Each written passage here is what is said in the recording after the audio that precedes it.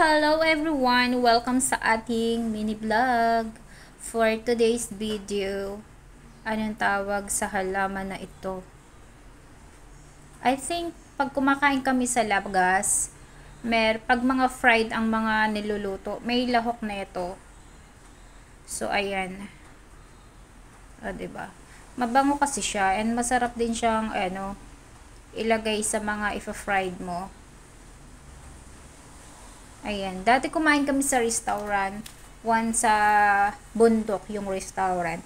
And then yung chicken, parang medyo matamis. Tapos may lagay na ganyan.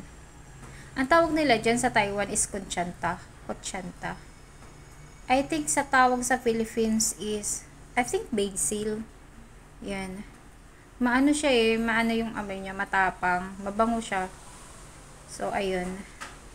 Kung kayo nandito sa Taiwan, kapag bibili kayo ng one of fried na pagkain, may ganyan minsan. Thank you